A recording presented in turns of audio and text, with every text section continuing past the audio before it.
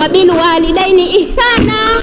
Kwa hiyo kama ni hivyo, hakuna haja wala ya majengo, ingekuwa twapiana elimu vizuri. Tuwalee waliokuwa wana dharura ndio wakakae pale. Baada ya hayo, Mheshimiwa Mwenyekiti, naomba nichangie swala la ukatili liligusiwa. Mheshimiwa, ukatili matukio bado yapo, tuweza tukasema matukio bado yapo, lakini naomba nieleze juhudi za serikali. Katika hili serikali kupitia Mheshimiwa Rais wa Zanzibar anazichukua juhudi, na ndio maana ikawepo hii wizara.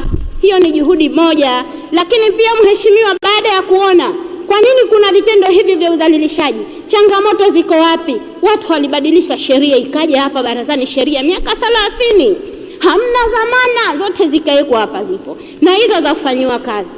Hiyo ni juhudi. Lakini juhudi nyingine aliposema Mheshimiwa Shabani kuwawezesha walau wale akina mama basi wajikimu, pengine tulisema changamoto ni ukali wa maisha, mikopo Mheshimiwa Rais alitoa boosting fund, tena mkopo wewe mwenyewe tu, wewe na kitambulisho chako na barua yako ya sheha, huo mkopo wapewa, hauna urasimu, upo free, na bado tuko mbioni kuhakikisha basi na mara hii tuingiziwa tena, twende tukawanufaishe wanawake. Kwa hiyo hizo ni juhudi za serikali. Uwepo sasa hivi bajeti ilisema tutajenga vituo 8 vya makuzi ya awali, kuhakikisha tulibaini kwamba wapo watoto kuanzia miaka michache, pengine mwaka 1 mpaka 3 mpaka 4 wafanywa udhalilishaji, pengine wazazi wao wakiwa kwenye kutafuta riziki. Basi serikali kwa juhudi zake itajenga vituo 8 kuhakikisha watoto wale basi tunaenda kuwatunza, wakitoka pale waenda zao shule ya msingi. Ile gepu ya kuwa mitaani alelewa ni yule mlezi ya rushwa mtoto, ili ipungue. Zote hizo ni jitihada za serikali. Lakini serikali pia inatoa elimu kupitia wizara yetu ya maendeleo ya jamii, jinsia na watoto. Maafisa wetu hawalali, maafisa wetu wafuatilia kwa karibu zaidi kuhakikisha matukio haya yapungua, na wao niwaambie, wana uchungu. Siku wakifuatilia kesi waona uchungu, hata kula hawawezi, kuhakikisha haya mambo yaondoka. Lakini isitoshe, kuna mahakama rahisi iliyorahisisha kesi, tukio likipatikana ndani ya miezi 6 litolewe fatwa mara moja ili jambo limalizike. Zote hizo ni juhudi za serikali kuhakikisha yapunguza udhalilishaji. Lakini serikali hiyo mpango maalumu, mpango wa pili wa kumaliza vitendo vya udhalilishaji 2025. Zote hizo ni jitihada za kufanya. Lakini sasa tujiulize tu sie wenyewe kama jamii. Sie jamii, jitihada zetu ni zipi? Serikali jitihada zake hizo. Tukajiulize sasa, jamii jitihada zetu ni zipi?